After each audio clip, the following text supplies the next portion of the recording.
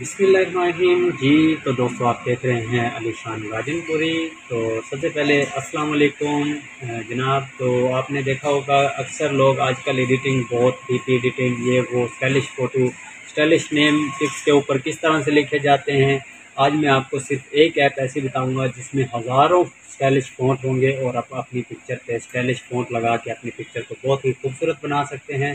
तो दोस्तों, उम्मीद करता हूँ आपकी सपोर्ट मुझे अच्छी मिल रही है, व्यूज़ अच्छे आ रहे हैं। तो मुझे आपकी सपोर्ट का ज़रूरत भी है अभी, और मेहरबानी आपकी कि आप मुझे सपोर्ट कर रहे हैं, मेरी वीडियोस को देखते हैं, शुक्रिया।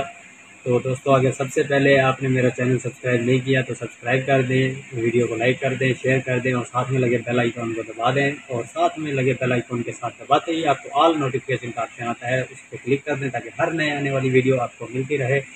चलो, आपका टाइम ज़ाया किया बगैर चलते हैं अपनी मोबाइल स्क्रीन की तरफ।